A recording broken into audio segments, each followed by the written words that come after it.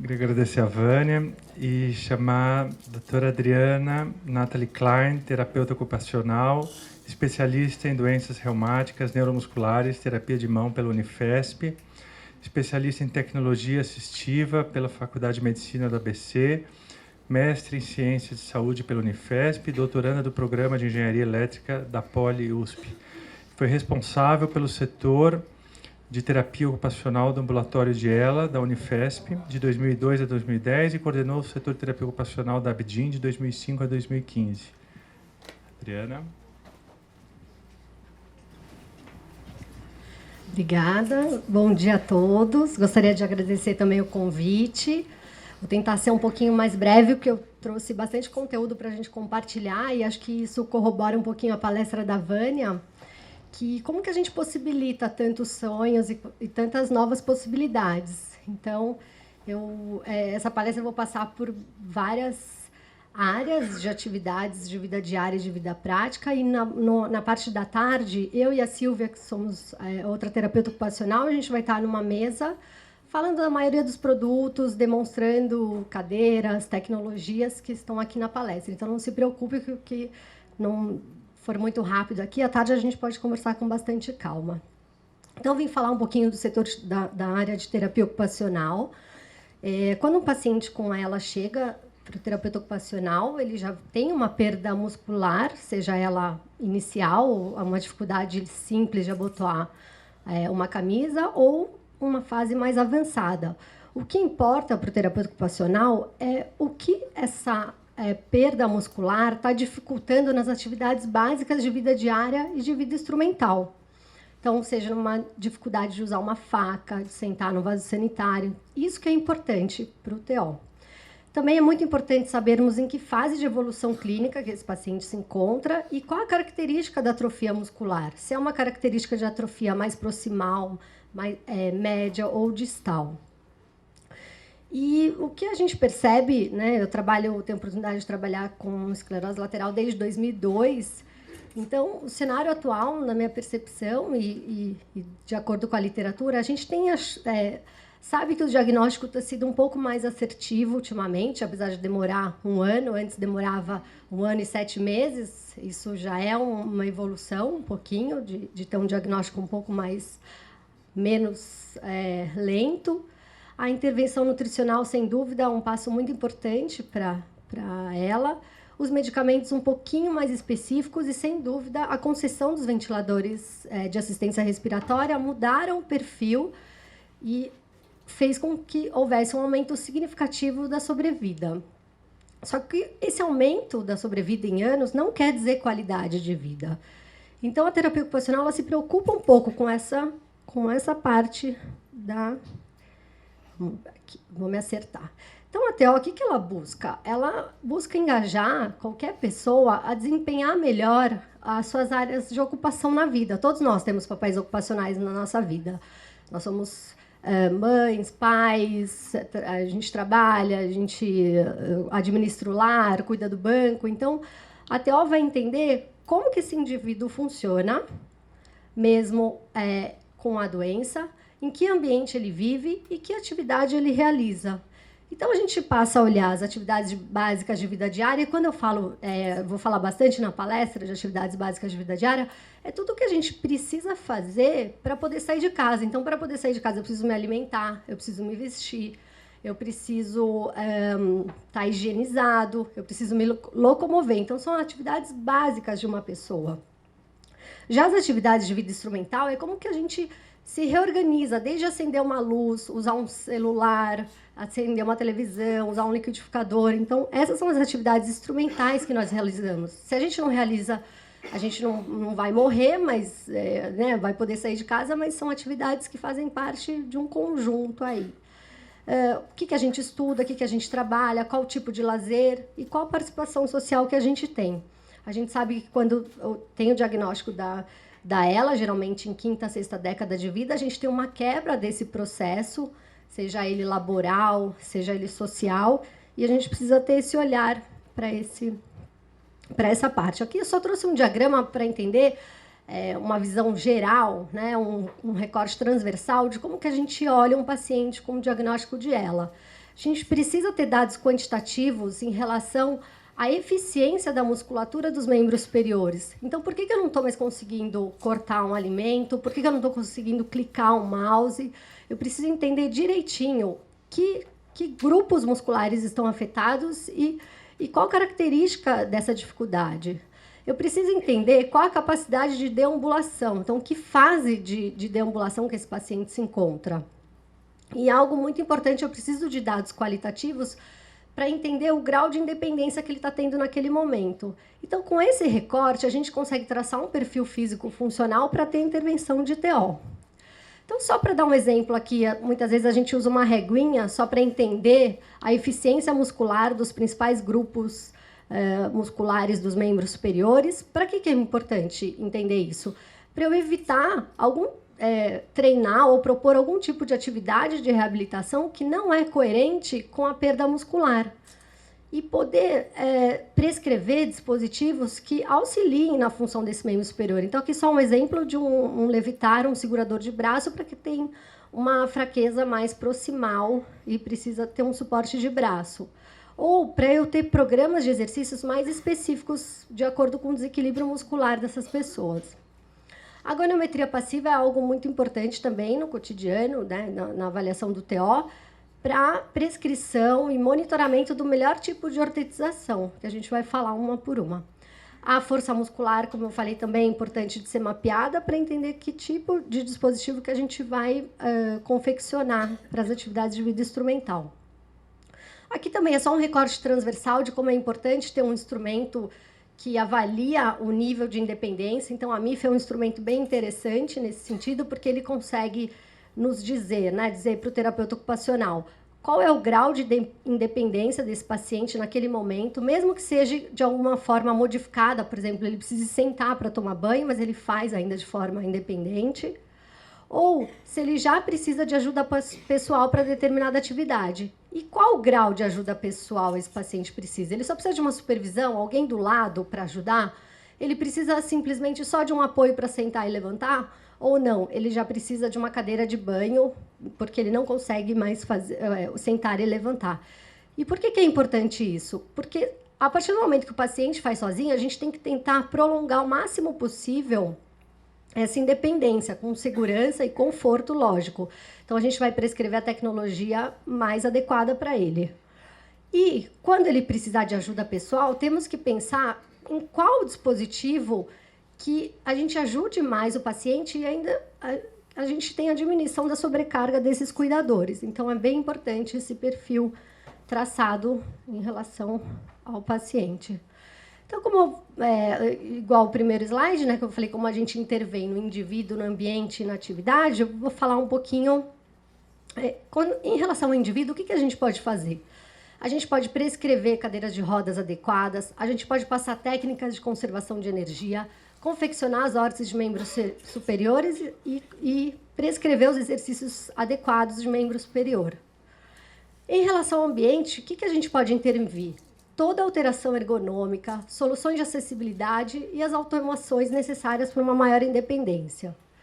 Em relação à atividade, a gente tem as tecnologias assistivas para as atividades básicas de vida diária, de vida instrumental e as tecnologias de comunicação. Eu vou falar um pouquinho de cada uma. Vamos entrar agora em relação ao indivíduo, que acho que é um ponto importante. Qual o momento adequado para prescrever uma cadeira de rodas para um paciente de ELA? Primeira pergunta que a gente tem que fazer é aonde eu estou deixando de ir ou o que eu estou deixando de fazer porque eu não consigo ir andando. Então, essa é uma pergunta simples de reflexão, tanto para o paciente quanto para o familiar, para entender que se ele não está mais conseguindo ir de forma eficiente caminhando, ele pode usar um dispositivo de auxílio. Então, esse é um ponto bem importante, que a gente pode pensar numa cadeira inicialmente como uma técnica de conservação de energia, como um dispositivo que vai me dar mais liberdade, vai me propiciar uma maior vivência social, né? Vai me dar maior sociabilização, maior segurança, muito importante, porque a gente sabe quando a marcha está comprometida, o risco de queda é muito grande, e um maior conforto, sem dúvida. O que acontece? Se a gente for pensar na evolução natural da doença, não há dinheiro que faça, que acabe, né? Porque sempre vai precisar de um dispositivo novo. Então, a prescrição da cadeira de rodas parece algo simples, mas ela deve ser muito bem pensada. Então, a gente tem desde a cadeira de rodas simples, que é a fase de perda da marcha, onde ela só tem possibilidade de sentar em 90 graus, não tem grandes poderes de regulagem. Depois, quando eu tiver alguma fraqueza mais significativa em pescoço e tronco, meus pés começarem a ter necessidade de mudar de posição, a gente precisa de uma cadeira com um sistema de recliner. E, em fase mais avançada, a gente precisa de uma cadeira que, além do recliner do pé e do encosto, tenha um sistema tilt, que melhore meu conforto, não deixe com que eu escorregue na cadeira. E o que acontece? Isso é muito caro. Se a gente for pensar, isso é caro, isso é antiecológico. Então, a prescrição de cadeira de rodas ela deve ser levada muito em consideração. Eu bato na tecla que não basta chegar na loja e ver a que tem de showroom, né, de entrega. Então, hoje à tarde, a gente vai ter um dos fornecedores aqui para vocês conhecerem alguns novos modelos de cadeira.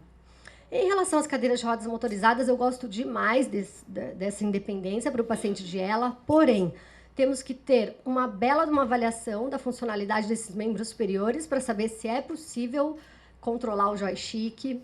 Precisamos entender que tipo de acessibilidade ela tem em casa, ou o meio de transporte para uma cadeira de rodas motorizada, ela exige um grau de liberdade maior e ela é muito pesada para ser transportada.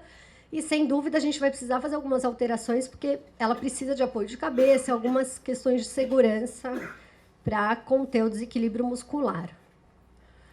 E o que a gente percebe? Né? Aqui, não vou ficar olhando se tem gente sentada assim, mas quinta, sexta década de vida, todos nós, e eu acho que a minha geração vai ser muito mais por causa dos smartphones, temos uma cifose fisiológica da coluna. Então, quando a gente senta, qual que é a tendência? Que cele o encosto.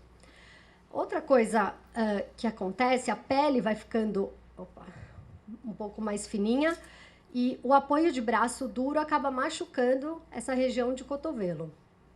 Outra coisa muito comum, a gente chama de cisalhamento.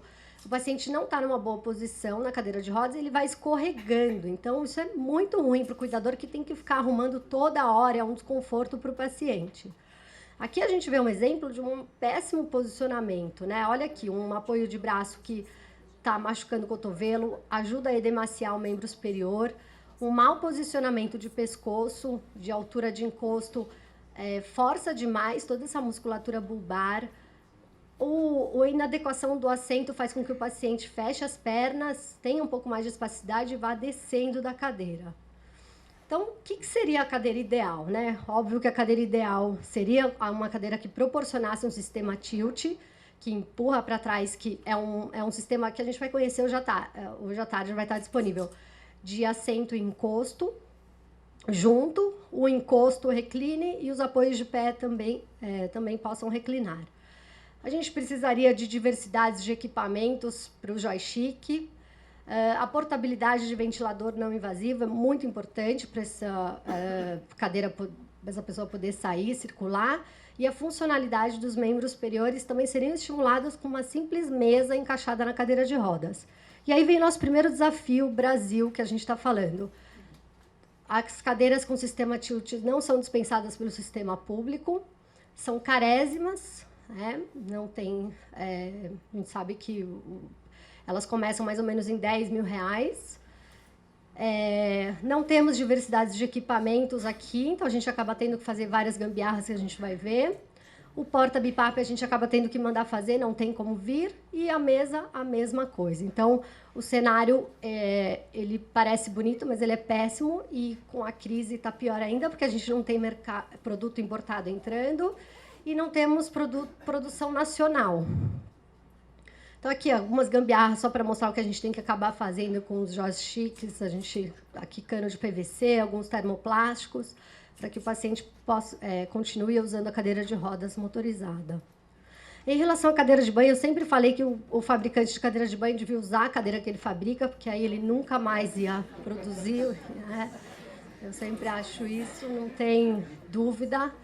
E a gente tem vários modelos também, e sem dúvida o modelo mais adequado para um paciente de ELA também é um modelo mais caro, tá, em média está próximo de R$ 2.000. E o que a gente acaba fazendo, eu gosto demais, né, quando a gente não precisa de locomoção, mas as cadeiras plásticas de boa qualidade acabam sendo a melhor opção. Mas se for para escolher uma cadeira de banho que tenha apoios de braços removíveis e rodinhas que girem 360 graus, né? E isso é o mínimo. Eu falo que isso daqui não dá nem para ecologicamente, é um crime, né, para o nosso país. Então, as principais soluções do pescoço, isso é algo que tem bastante dúvida em relação aos pacientes. Quando o pescoço fica com uma fraqueza significativa, ele cai principalmente para flexão de pescoço. Então, tem apoios de cabeças customizados, que qualquer tapeceiro pode fazer, pegando o modelo. Os apoios de cabeça nas cadeiras de rodas, quando elas não têm sistema reclináveis, têm que ser colocados e mandados fazer também. E colares cervicais, o que a gente mais tem sucesso, né, fenomenologia muitas vezes, mas o colar de espuma, e do modelo importado, esse outro colar, que ele é bem famoso, e os pacientes de ELA do mundo inteiro acabam usando. Em relação às técnicas de conservação de energia, quando a gente avalia o paciente, a gente faz várias perguntas do cotidiano, entre elas, como que você está tomando banho, como que é a qualidade do seu banho, e ele fala, Adri, eu tomo banho, eu canso demais, depois eu não aguento fazer mais nada, porque o sabonete cai, eu fico tenso, eu vou abaixar, eu canso para subir, quando eu vou lavar a cabeça, meu braço cansa. Então, às vezes, um simples bate-papo, um recorte de como ele está fazendo, a gente já consegue orientar para que essa atividade continue sendo feita de forma independente, com segurança e mais confortável. Então, aqui um exemplo de colocar a meia calça, o sabonete dentro de uma meia calça e amarrar no registro do chuveiro já favorece que, se o sabonete cair, é só puxar por cima pelo registro. Técnicas de sentar para escovar o dente, para economizar bastante energia do corpo, coloca um espelhinho próximo, a canequinha, torce a escova de dente para que não tenha que fazer tanta elevação do braço. Então, a gente vai descascando esse paciente para ver como que ele funciona e como que ele pode continuar fazendo as atividades que ele costuma fazer. Espera aí que eu pulei um monte. Em relação às órteses, a gente divide em 2 grandes grupos. As órteses são feitas em termoplástico, também por terapeuta ocupacional. Então, são órteses funcionais. Essa, por exemplo, segura o punho. Essa é muito importante quando a gente tem atrofia do primeiro interósseo dorsal, que é aquele músculo da montanha, né? E da região tenar, que é aqui embaixo. A gente não é que perde completamente a força do polegar, mas a gente perde a estabilidade do polegar. Então, esse aparelhinho confeccionado sob medida, ele simula esse espaço perdido e ele acaba prolongando muito a função de oponência do polegar. Algumas órteses de extensão de dedos, algumas órteses junto com a função. Então, aqui a gente vê como ele estava escrevendo sem a órtese, aqui depois com a órtese. Existem as órteses de repouso também. A que eu menos uso é esse modelo grande, eu só quis trazer que a forma clássica é essa.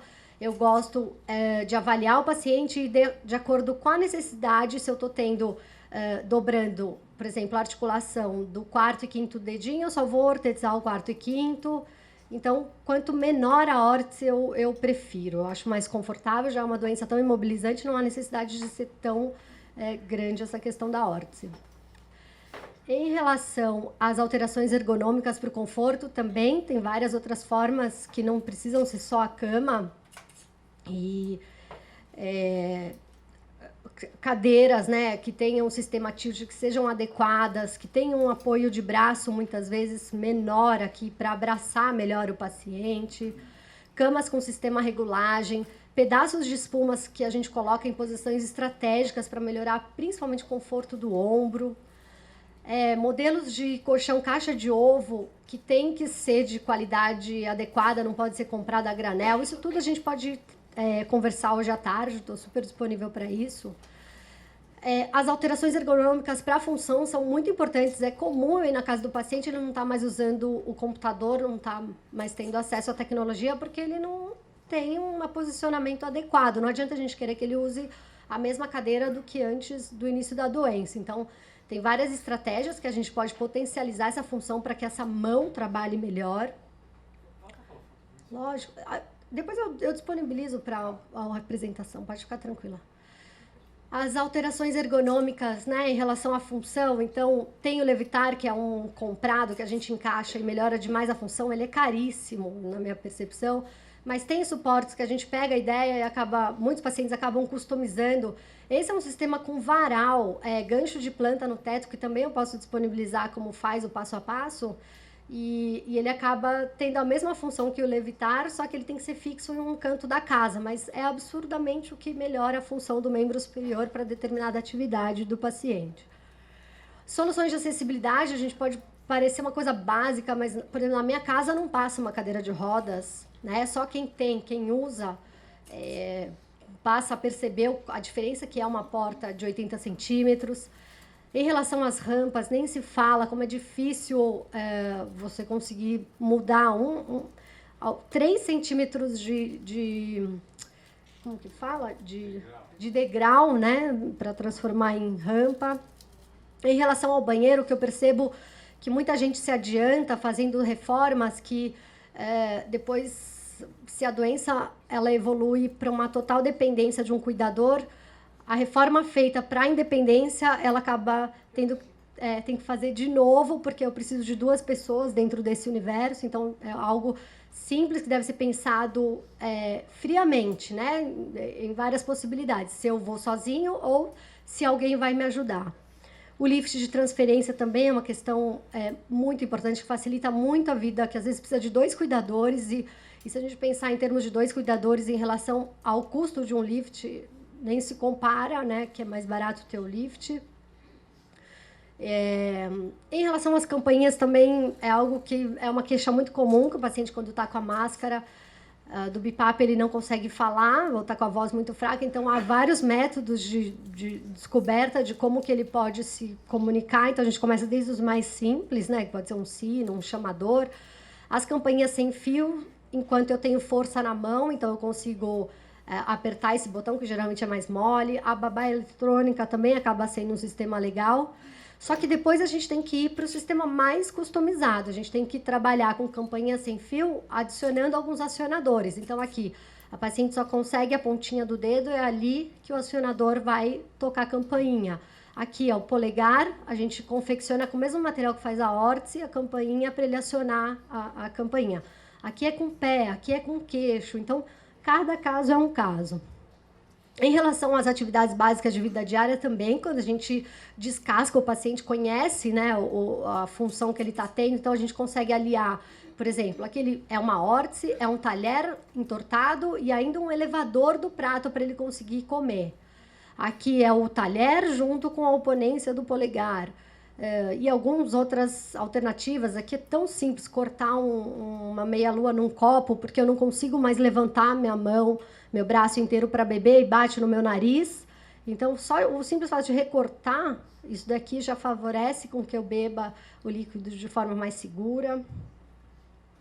Em relação à higiene, a gente também tem que pensar um pouquinho aí de não sair gastando dinheiro à toa, né, em relação ao vaso sanitário. Então, quando eu estou com dificuldade de sentar e levantar do vaso sanitário, pode ser uma alternativa esse elevador, mas eu ainda prefiro que a gente trabalhe com o vaso sanitário aqui embaixo, né, uma elevação por baixo. O bidê eletrônico é algo bem interessante, já tem os nacionais agora, não é tão caro, o preço, eu acredito, assim, antes a gente só precisava importar o bidê de forma independente, mas hoje já tem algumas alternativas aqui no Brasil. E uma queixa muito comum, que a gente atrofia toda a musculatura dos membros inferiores, e o quanto que é dolorido ficar sentado numa cadeira de banho, né? Então, existem algumas formas de você acolchoar essa cadeira de banho. Em relação ao vestuário, a gente tem pouca alternativa aqui no Brasil também, mas transformar e pensar em aberturas mais facilitadas da mesma roupa, né? Não tem para comprar, então a gente tem que transformar. Então, aqui deixa o botão falso, mas trabalha com velcro, ou um simples aro de chaveiro para facilitar o uso do zíper. Algumas facilitações para as atividades cotidianas, como esse pegador de objetos, tomada com facilidade de uso, adaptador de chave. Para a escrita também é algo que é uma queixa muito comum e a gente testa desde o mais simples, engrossador mais simples, até coisas customizadas com termoplástico. Às vezes a gente tem que unir a órtese com a adaptação. Para o uso do tablet também a gente precisa pensar em alternativas. Então aqui é um gancho de tocar com essa ponteira, né, de forma mais grossa, sem ser tão fina. Os suportes de tablet para uso de voz, né, com controle de voz. Outro problema que eu acho incrível do tablet é que a gente precisa ter a mão e o campo visual todo junto, então isso acaba sendo um problema com a evolução da doença. E aí a gente precisa de acionadores para ter acesso a esse tablet. Então aqui, o que a gente faz? A gente precisa ter um software que, por Bluetooth, entenda esse comando e trabalhe com um sistema de varredura, que é passar as opções e a gente escolher. Então aqui, antigamente já não tinha, hoje já tem mais. Esse daqui eu posso usar com o pé. E aí eu posso tranquilamente colocar o tablet, esse aqui está no teto, e controlar ele por um dispositivo Bluetooth. Aqui. Quando a gente pensa em acesso ao computador, a gente tem que pensar também, quebrar a cabeça um pouco, o que eu vou usar de hardware ou acionador, o que eu vou precisar usar junto com software ou algum aplicativo, e também pensar em softwares de comunicação. Então, a gente também sempre parte do mais simples, tentando usar o que o paciente já era acostumado, mais tradicional, o mouse ou o touch, mas usando o teclado virtual, essa é a primeira opção que a gente tem. E às vezes a gente transforma esse mouse, seja tirando as borrachinhas de baixo, colocando uma lixa, deixando ele muito flexível e escorregadio. Depois a gente pode pensar em algumas opções comerciais que são carésimas. Os trackers, eles acabam sendo bem legais, mas também são opções que, na minha percepção, são caras. Esse anel de infravermelho não são para pessoas com deficiências, então acaba sendo um preço mais camarada, mas mesmo assim eles são caros. Né? Usar o controle do computador também com esse mouse pequenininho. As mesas digitadoras, alguns pacientes se adaptam com esse sistema, mas é um sistema que geralmente quem já usava, quem era programador, acaba se adaptando mais. E aqui é só para mostrar que a gente tem que alterar o mouse para usar de forma de acionador, mas a gente sempre vai precisar do software de varredura, que à tarde a gente vai mostrar isso. Varredura se eu só tenho a possibilidade de clicar, bater, eu preciso que o computador vá trocando as alternativas do que eu quero bater. Se tem um teclado virtual, ele tem que ir falando se é a primeira fileira, a segunda, e aí eu escolho em relação a isso. Então, é um quebra-cabeça em relação ao software que a gente vai utilizar junto. Existem vários switches, vários acionadores, mas aqui no Brasil, para variar, a gente tem pouquíssima opção também. Né? Então, às vezes a gente vai na Santa Efigênia e acaba fazendo gambiarras, mas esses daqui são sistemas importados. Esse sistema maravilhoso, que é um sistema de ar, que eu acho que é a tendência para o paciente de ELA, porque a gente sempre consegue movimento em algum lugarzinho, então ele... aonde ele conseguir fazer uma força isométrica que seja, a gente adapta ou uma bexiga ou uma...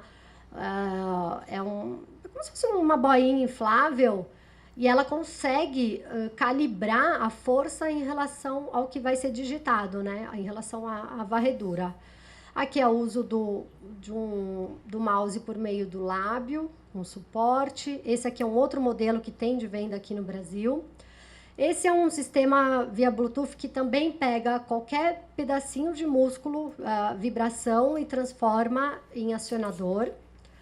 Esse Tracker Pro é um sistema bem interessante, que a gente coloca geralmente um adesivo iluminador no óculos, ele reflete, a gente usa junto aqui o teclado virtual, então é um sistema bem interessante também de venda aqui no Brasil, mas caro também.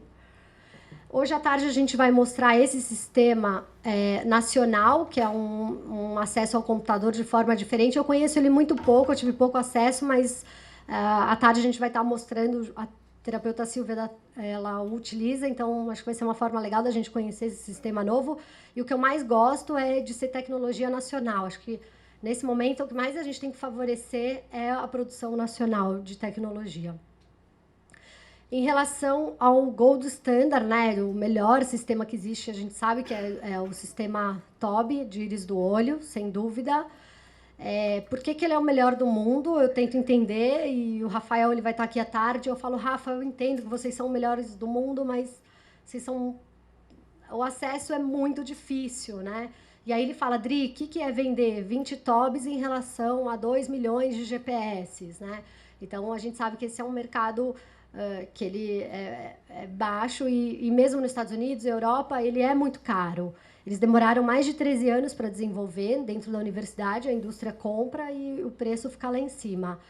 E por que eles são os melhores do mundo? Porque eles têm o melhor software, não é porque eles têm um sistema de captação, de calibração. Isso a China já está chegando junto, mas o software deles é quilômetros e quilômetros na frente de qualquer outro software. Então, às vezes, eu vejo paciente que compra o da China e não consegue adaptar o software. Aí é uma judiação, porque continua sem acesso ao computador. E por que o software é o melhor? Porque ele é o mais completo. Então, eu posso usar o WhatsApp, as redes sociais, eu posso controlar o ambiente. Então, é um software que acaba sendo muito completo. Será que é para Jorge, para lá, né? Agora foi. Algumas tecnologias de comunicação, quando ela é bulbar, a gente sabe, por exemplo, os Estados Unidos ele paga esse sistema de comunicação alternativa, e eu tive experiência fora e sei que muitos pacientes não gostam de andar com esse sistema, porque quem tem função de mão prefere escrever do que ficar digitando. A diferença é que essa tecnologia, ela digita e ela vocaliza. Então, para grandes discursos, às vezes aí no médico você já prepara um discurso digitado antes e ele libera. A tecnologia é bem cara, entre 7 e 10 mil dólares. Aqui é um sistema que eu gosto bastante, que é um amplificador de voz. Para muitos pacientes ele é eficiente, mas basta ir na Santa Efigênia e comprar um amplificador de voz intermediário que já está resolvido. Esse custa em média uns 2 mil, 3 mil reais. Aqui tem inúmeros aplicativos. A gente sabe que hoje o mercado de aplicativos é imenso, então tem muita coisa legal para baixar no smartphone e usar para ajudar na comunicação. Um dos que eu mais gosto é o Falador, sem dúvida. E então, acho que hoje o maior desafio do TO é saber ir acompanhando tanta tecnologia que tem, se ele tem aplicabilidade e se ele pode ser testado com pacientes com ela, né? E eu já estou terminando a palestra, mas eu queria falar que tudo isso que eu falei nessa palestra, esse é um incômodo meu. Desde 2002, eu fiquei de 2002 a 2010 no ambulatório de ELA, e eu sempre me achava incompetente e impotente para atingir o grau de informação que eu precisava passar para o paciente em determinado momento. Então, a gente transformou todas essas orientações em um software. Esse software está disponível no site do IPG. Dentro desse software, qual que é a sacada? Você vai identificar o que você está tendo de dificuldade nesse momento. Então, aqui eu pus a alimentação, que é um exemplo.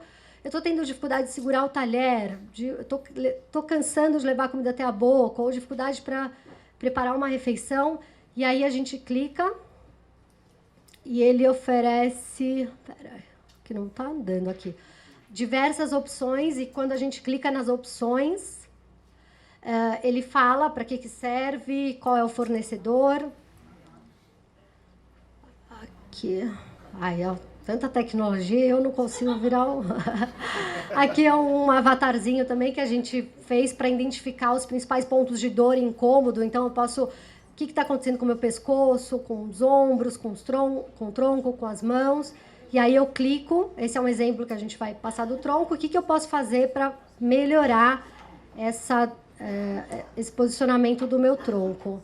Então, é um material a gente tenta alimentar com todas as novidades que saem do mercado e que sejam aplicáveis para pacientes de ELA. Ixi, agora sei lá o que eu fiz aí. Mas à tarde a gente vai estar com o computador, eu mostro também o Mibrela, como que ele é utilizado, e também a gente é super aberto para receber, assim como a gente compartilha a informação. Então, muitos pacientes escrevem e falam, Adri, tem uma tecnologia nova, você conhece? Não, é impossível conhecer tanta coisa, e volta e aí a gente inclui no software. Então, acho que era isso que eu queria falar, compartilhar, e acho que é só um começo, só queria trazer novas ideias, novas possibilidades, e à tarde a gente põe a mão na massa aí com mais informações, tá bom?